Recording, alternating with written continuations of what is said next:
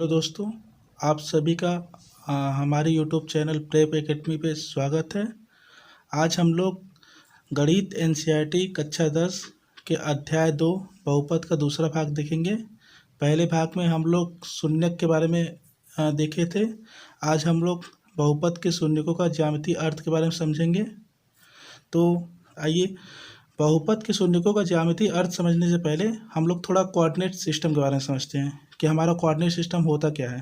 तो जैसे आप लोग जानते हैं, इसको हम लोग कहते हैं एक्स एक्सिस, इसको हम लोग कहते हैं वाई एक्सिस, इसे हम लोग कहते हैं एक्स अक्ष, इसको हम लोग कहते हैं वाई अक्ष। तो ये जो हमारा एक्सिस होता है ये इंडिपेंडेंट एक्सिस होता है, और ये वाला जो एक्सिस होता है वो डिपेंडेंट एक्सिस होता है। ये वाला जो एक्सिस होता है इस वाले एक्सिस के मान पे डिपेंड करता है। जैसे कोई दिया रहता है, मान सपोज करिए y equal to x plus 3, ये कोई हमारा दिया गया है बहुपद दिया है, जो हमारा यहाँ एक y बहुपद है जो चर x पे डिपेंड कर रहा है। तो देखिए, जैसे हम यहाँ x का वैल्यू अगर 0 रखेंगे तो हमारा जो y का वैल्यू होगा वो मिलेगा आपका 3। अगर हम x का वैल्यू अगर 1 रखेंगे तो हमें मिलेगा y का वैल्यू 4। ऐसे ही अगर x का वैल्यू हम 2 रखेंगे तो हमारा y का जो वैल्यू होगा वो मिलेगा 5। तो देखिए, x के अलग अलग मान के लिए, जैसे x इक्वल टू 0 यहाँ पे होगा कहीं, x इक्वल टू 1 यहाँ पे कहीं होगा, x इक्वल टू 2 यहाँ पे होगा। तो x के अलग अलग मान पे y का अलग अलग मान मिला है हमें। x बराबर 0 रखने पे हमें y का वैल्यू जो मिला है वो 3 यहाँ पे कहीं मिला है। अब x बराबर जब 1 रखेंगे तो हमें जो y का वैल्यू मिलेगा वो कहीं यहाँ मिलेगा 4, और जब हम x बराबर 2 रखेंगे तो हमारा जो y का वैल्यू मिलेगा, x बराबर जब 2 रखेंगे तो जो y का वैल्यू मिलेगा वो हमारा 5 के यहाँ मिलेगा। तो इसको हम मिलाएंगे तो एक सीधी रेखा बनेगी। देखिए, ये जो सीधी रेखा है यही होगा हमारा ये जो दिया गया है बहुपद, इसका ज्यामितीय निरूपण। तो देख, अब हम लोग समझते हैं, हम आपको पिछली वीडियो में बताए थे कि जो हमारा शून्यक होता है बेसिकली शून्यक क्या होता है। कोई बहुपद जैसे हमारा दिया गया है P x equal to 3x square plus 8x plus 9, मान लीजिए एक कोई बहुपद दिया गया है। तो उसमें क्या होता था कि हम जब शून्यक निकालने की क्या करते थे कि x के जगह पे कोई एक वास्तविक संख्या k मान लेते थे, और इस वास्तविक संख्या k को रखने पे ये जो हमारा जो पूरा बहुपद है इसका मान 0 के बराबर मिलता था। तो उससे जो k हमारा मिलता था उसी को हम लोग कहते थे शून्यक।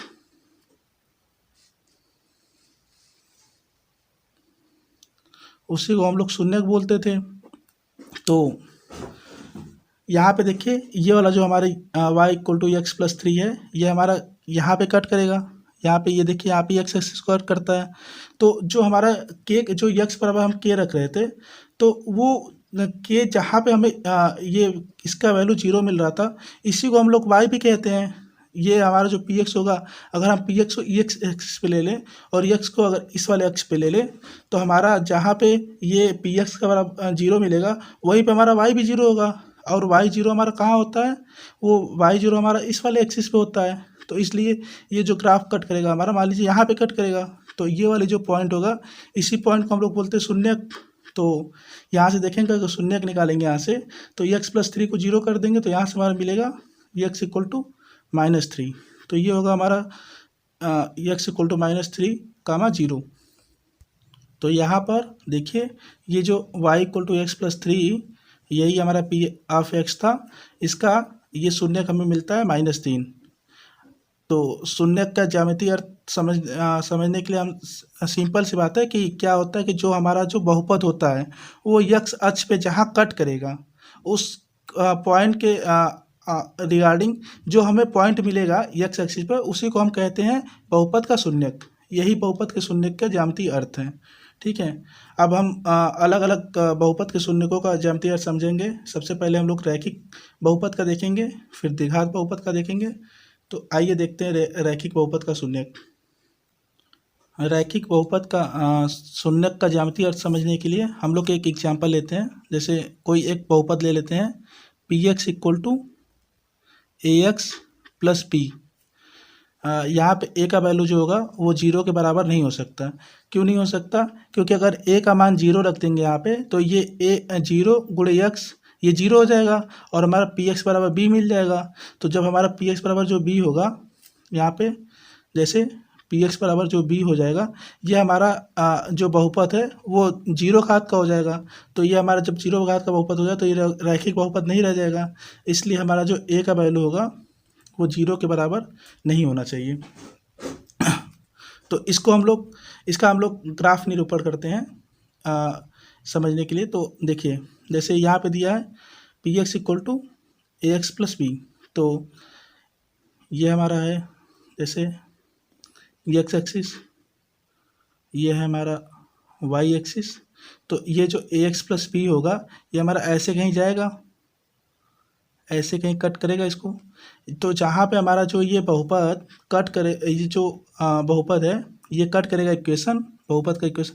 तो वो जो एक्स एक्सिस के अलॉन्ग जो पॉइंट हमें मिलेगा इसके रिगार्डिंग उसी को हम कहेंगे बहुपद का शून्यक। तो ये पॉइंट जो हमारा होगा यहाँ से निकाल लेंगे A x plus B equal to zero.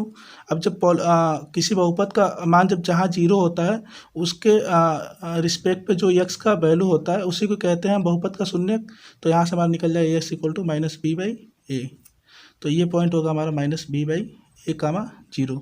यही हमारा होगा माइनस बी बाई ए, हमारा हो जाएगा बहुपद का शून्यक। ठीक है, आइए हम लोग एक एग्जाम्पल से समझते हैं इसको।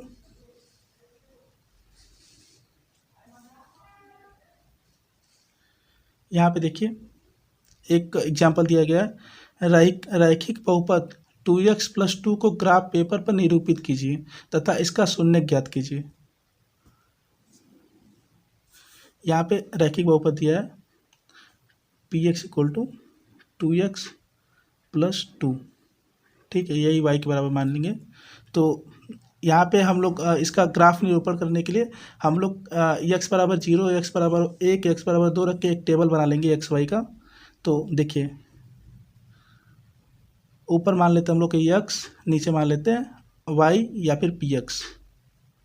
ठीक है, तो देखिए अगर हम x बराबर यहाँ जीरो रखेंगे इक्वेशन में तो ये यहाँ पे अगर हम जीरो रखेंगे देखिए तो हमारा क्या होगा पी एक्स बराबर हमारा क्या मिलेगा, ये हो जाएगा आपका जीरो गुणे दो जीरो प्लस टू, ये प्लस टू तो आ जाएगा आपका दो।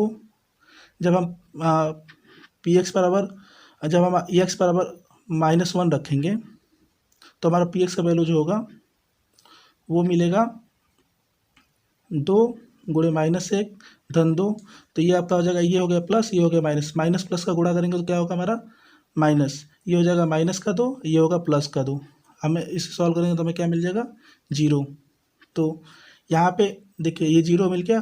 तो x बराबर जब यहाँ पे हम लोग x का वैल्यू जीरो रखे थे तो y का वैल्यू मिला था हमारा या पी एक्स का वैल्यू मिला था वो दो। जब x का वैल्यू हम लोग रखे थे माइनस एक तो हमें मिला था y का वैल्यू जीरो। अब एक बार x का वैल्यू एक रख के चेक करते हैं। जब इस इक्वेशन में x का वैल्यू एक रखेंगे तो हमारा पी एक्स का वैल्यू क्या होगा दो गुणे एक धन दो। तो ये हो जाएगा दो एक कम दो, ये हो जाएगा आपका धन दो, ये हो जाएगा आपका चार। तो जब x का वैल्यू हम एक रखेंगे तो हमें जो पी एक्स का वैल्यू होगा वो मिलेगा चार। अब हम इसको ग्राफ पे निरूपित करते हैं। देखिए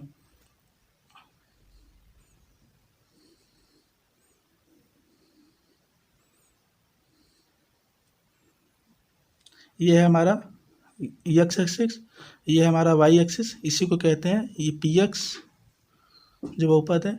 तो देखिए ये होगा हमारा एक्स बराबर जीरो, ये होगा हमारा एक्स बराबर वन, ये होगा हमारा एक्स बराबर माइनस वन। तो देखिए एक्स बराबर माइनस वन पे यहाँ से देखेंगे एक्स बराबर जीरो पे हमें वाई का वैल्यू या पी एक्स का वैल्यू कितना मिला था दो, दो कहीं यहाँ होगा।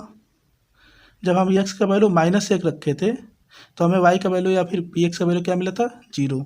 तो ये देखिए यहाँ पे कहीं होगा, एक ये पॉइंट हो गया, एक ये पॉइंट हो गया। अब जब हम एक्स का वैल्यू एक रखे थे तो हमारा जो पी एक्स का वैल्यू मिला था वो मिला था चार, यहाँ पे कहीं होगा चार। अब हम इस पॉइंट को मिला देंगे,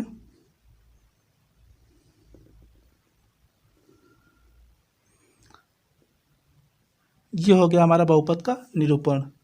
तो अब देखिए हम जानते हैं कि क्या होता है जब शून्यक निकालने के लिए जो हमारा बहुपद होता है तो वो जहाँ पे एक्स एक्सिस को कट करता है वही हमारा उस बहुपद का शून्यक होता है। तो ये वाला जो बहुपद का ग्राफ है ये देखिए, ये बहुपद का ग्राफ हमें यहाँ पे कहाँ कट कर रहा है एक्स एक्सिस को, -1 पे। तो जो हमारा इसी बहुपद का जो शून्यक होगा वो होगा -1। तो इस बहुपद का शून्यक क्या होगा, -1। यही होगा हमारा इस सवाल का जवाब। अब हम लोग द्विघात बहुपद के शून्यक का ज्यामितीय अर्थ समझते हैं। तो देखिए हम लोग कोई बहुपद मान लेते हैं पी एक्स बराबर A X square plus B X plus C. ये हमारा एक द्विघात बहुपद है, ठीक है। यहाँ पे जो ए का वैल्यू होगा वो 0 के बराबर नहीं होना चाहिए। अगर ए का वैल्यू हमारा 0 हो जाएगा तो क्या होगा, यहाँ पे 0 हो जाएगा ए का वैल्यू, तो ये पूरा जो टर्म है ये 0 हो जाएगा। तो हमारा जो बहुपद बचेगा वो केवल बी एस प्लस सी बचेगा। तो ये एक रैखिक बहुपद हो जाएगा, इसलिए हमारा जो ए का मान है वो 0 के बराबर नहीं होना चाहिए।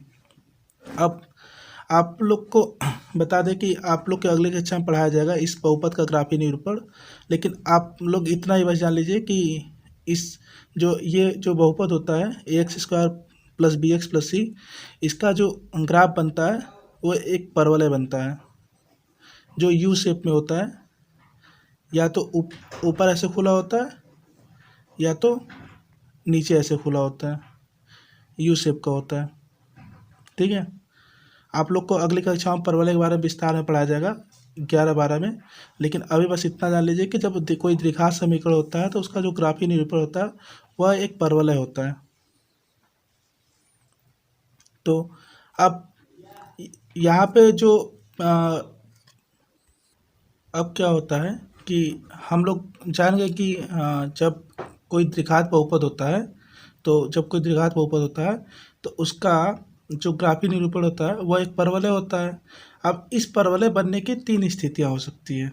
देखिए पहली स्थिति देखिए आप लोग के सामने क्या है कि जब स्थिति 1 में देखिए ये परवलय होगा, जो हो सकता है ये आप एक्स एक्सिस को दो जगह कट करें, 2 पॉइंट्स पे कट करें, ए और ए डैश पे। देखिए जैसे हम खींचेंगे x square plus 4 minus x square plus 4, कोई परवलय कोई हम लोग बहुपद देते हैं माइनस एक्स स्क्वायर प्लस 4। अब जब इसका ग्राफ खींचेंगे, ग्राफीय निरूपण करेंगे, तो ये हमें कट करेगा माइनस, ये आपका कट करेगा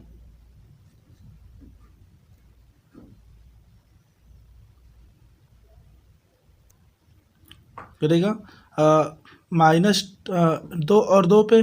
तो जैसे देखिए कोई परवलय बनेगा यहाँ पे ऐसे, जब हम माइनस एक्स स्क्वायर प्लस 4 को ग्राफीय निरूपण करेंगे तो ये ऐसे कई परवलय बनेगा, ये हमारा कट करेगा +2 पे और -2 पे।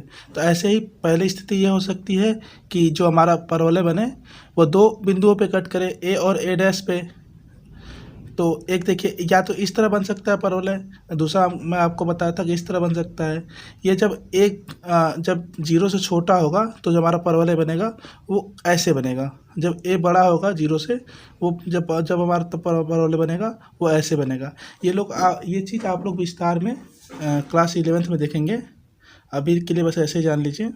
तो यहाँ पे देखिए हमारा शून्यक जो होता है, जो हमारा बहुपद का जो ग्राफ होता है वो एक्स एक्सिस जहाँ कट करता है वही हमारा शून्यक होता है। तो देखिए ये यहाँ पे कट किया और यहाँ पे 2 बिंदु पे कट किया है, तो 2 बिंदु पे कट किया है, तो इस परवलय इस जो बहुपद का जो कोई बहुपद होगा उसका जो शून्यक होगा वो 2 शून्यक प्राप्त होगा हमें, एक ए और एक ए डैश। वैसे इसमें भी ए और ए डैश 2 शून्यक मिलेगा। अब देखिए स्थिति 2 हो सकती है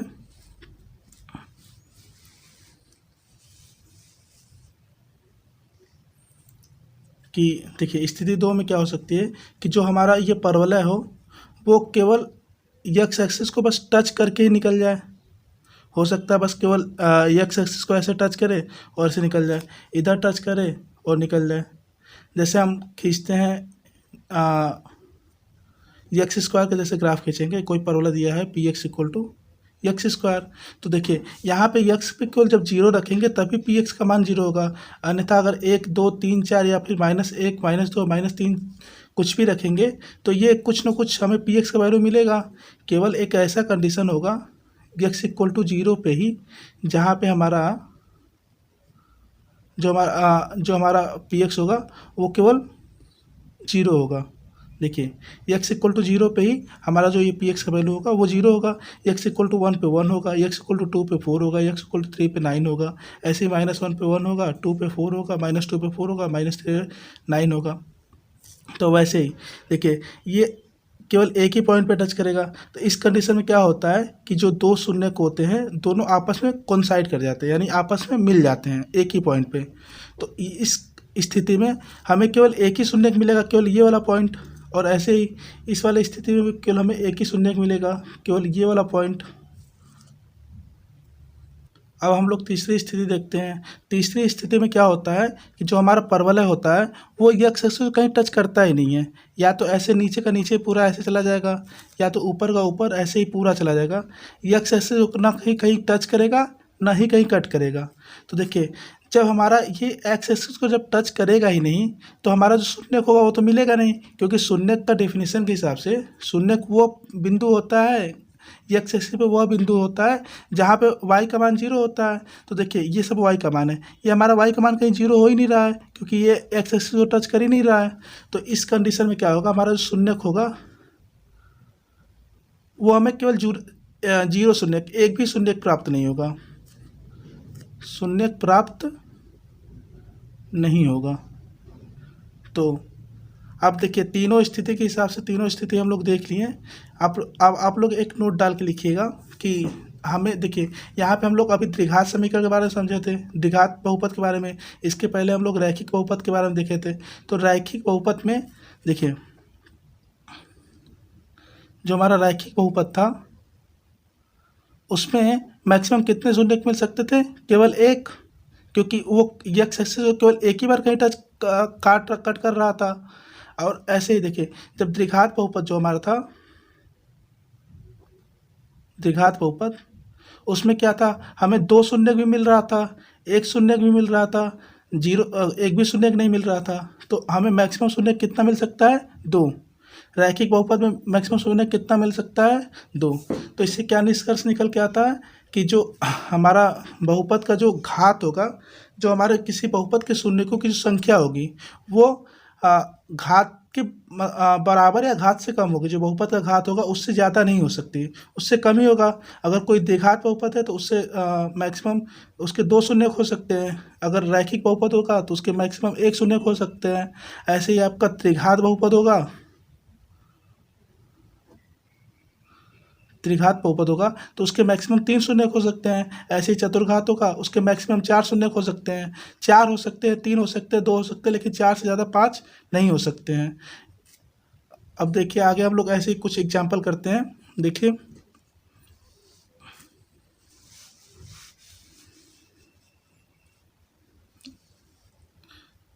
देखिए आप लोग के सामने एक एग्जाम्पल है कि निम्न में से कौन सा द्विघाती बहुपद का ग्राफ नहीं है। अभी देखिए अभी आप लोग को मैं बताया था कि द्विघाती बहुपद के घात, द्विघाती बहुपद जो होगा ग्राफ, तो द्विघाती बहुपद का घात कितना होता है, दो। और हमारा मैक्सिमम जब द्विघात बहुपद में मैक्सिमम कितने शून्य हमारे हो सकते हैं, दो, क्योंकि उसका घात होता है दो। घात से कम या घात के बराबर हो सकता है, घात से ज़्यादा तो हो नहीं सकता हमारा शून्य। तो यहाँ पे देखिए, यहाँ पे अगर इस ग्राफ को कहीं नीचे लाएंगे खींच के तो ये हमें मैक्सिमम दो पॉइंट पे ही कट करेगा, लेकिन यहाँ पे शून्य हमारा कितना मिल रहा है, जीरो। यहाँ पे देखिए ये हमारा कहीं एक्सेस कट नहीं कर रहा, तो यहाँ पे कितना शून्य मिला, जीरो। यहाँ पे देखिए यहाँ पे भी हमारा एक्सेस कहीं कट नहीं किया, तो यहाँ पे कितना मिला, शून्य हमारा जीरो। देखिए यहाँ पे हमारा एक्सेस जो ग्राफ है वो दो बिंदुओं पे कट कर रहा है, यहाँ और यहाँ। तो इसमें हमारा शून्य कितने मिले, दो। अब देखिए ये वाला जो ग्राफ है हमारा वो देखिए एक यहाँ कट कर रहा है, एक देखिए यहाँ कट कर रहा है, एक देखिए यहाँ कट कर रहा है। तो एक दो तीन, तो हमारे बहुपद कितने मिले, बहुपद के शून्य कितने मिले, तीन।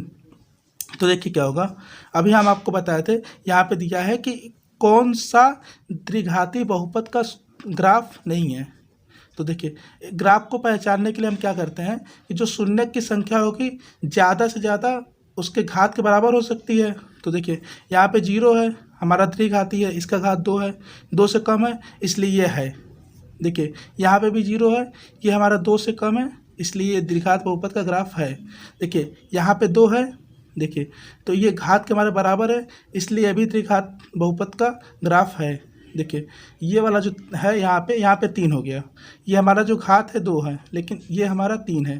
तो हमें जब हमारा त्रिघात समीकरण है तो केवल 2 ही शून्य मिलना चाहिए, लेकिन यहाँ पे तो हमें 3 शून्य मिल रहा है, इसलिए ये क्या होगा, यही होगा हमारा गलत, ये होगा हमारा ऑप्शन सही। ये जबकि हमारा ये द्विघात का नहीं है, ये हमारा है त्रिघात बहुपद का घात, त्रिघात बहुपद का ग्राफ है ये वाला हमारा त्रिघात बहुपद का ग्राफ है। चलिए बहुपद के ग्राफ के निरूपण पे ही एक और एग्जांपल देखते हैं हम लोग। देखिए दिया है द्विघात बहुपद x² - 4x - 5 को ग्राफ पेपर पर निरूपित कीजिए तथा उसके शून्य ज्ञात कीजिए। देखिए हम आपको बताया था ग्राफ पेपर में निरूपित करने के क्या करते हैं, इस बहुपद को लिख लेते हैं पहले, px बराबर x² - 4x - 5। अब इसमें x का भिन्न भिन्न मान रखते जाते हैं और इसके रिस्पेक्ट में हम px का वैल्यू निकालते जाते हैं और उसका एक ग्राफ बना लेते हैं, उसका एक उसके सहायता से एक ग्राफ बना लेते हैं। पहले हम निकालते जाते हैं, इधर लिखते हैं एक, देखिए यहाँ पे लिखते हैं px और यहाँ पे लिखते हैं x, ठीक है। तो देखिए हम भिन्न भिन्न x पे px का मान निकालेंगे पहले। देखिए अगर हम x को 0 रखेंगे तो ये हमारा, देखिए यहाँ पे x बराबर 0 रखेंगे तो ये हमारा 0 हो जाएगा और ये भी 0 हो जाएगा और ये हमारा मिलेगा px बराबर -5। जब हम x बराबर 0 रखेंगे तो हमारा px का वैल्यू कितना होगा, -5। अब देखिए हम x बराबर 1 रख के देखेंगे, जब हम x बराबर 1 रखेंगे तो हमारा px क्या होगा,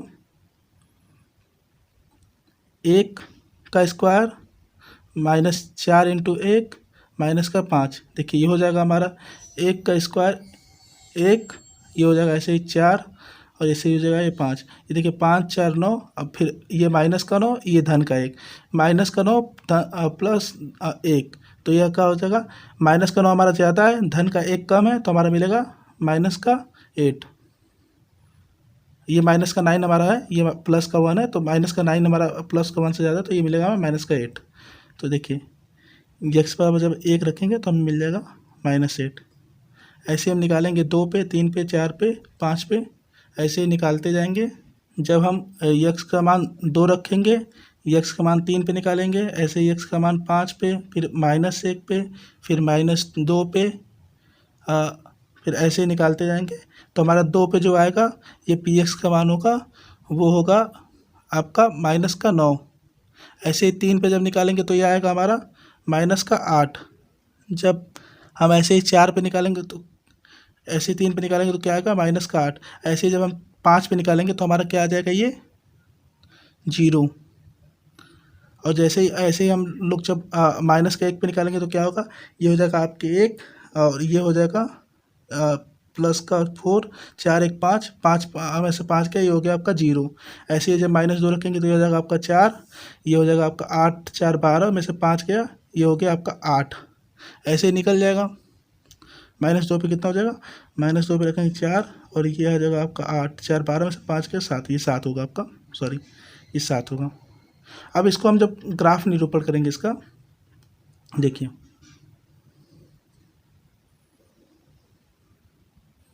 ये हो गया हमारा x एक्सिस, ये हो गया हमारा px, ठीक है।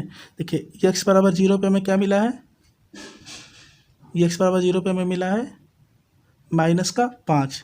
देखिए जब x बराबर 1 रखेंगे तो हमें क्या मिलेगा, जब x बराबर 1 रखेंगे तो हमें मिलेगा ये -8। देखिए x बराबर 1 कहीं होगा तो ये -8 कहीं, ये पॉइंट हो गया। जब हम x बराबर 2 रखेंगे, देखिए ये कहीं तो यहाँ पे x बराबर जब 2 रखेंगे तो ये मिलेगा हमें -9, -9 कहीं यहाँ पे होगा। जब हम x बराबर 3 रखेंगे तो देखिए जब x बराबर ये 2 है, जब x बराबर 3 रखेंगे तो ये फिर मिलेगा हमें -8, यहाँ पे कहीं मिलेगा। फिर ऐसे ही एक्स बराबर हम 5 रखेंगे, ये 4 होगा, ये होगा 5, तब ये मिलेगा 0। ठीक है, यहाँ पॉइंट मिल जाएगा कहीं। अब देखिए यहाँ पे एक्स बराबर 0 पे ये तो -5 था ही, और ऐसे ही जब हम एक्स बराबर -1 रखेंगे तो -1 पे हमें मिलेगा 0, यही मिल जाएगा -1 पे एक पॉइंट मिल जाएगा 0। जब ऐसे हम एक्स बराबर -2 रखेंगे, -2 कहीं यहाँ पे होगा, तो हमें मिलेगा पी एक्स का मान जो मिलेगा वो मिलेगा 7। अब हम इसको मिलाएंगे तो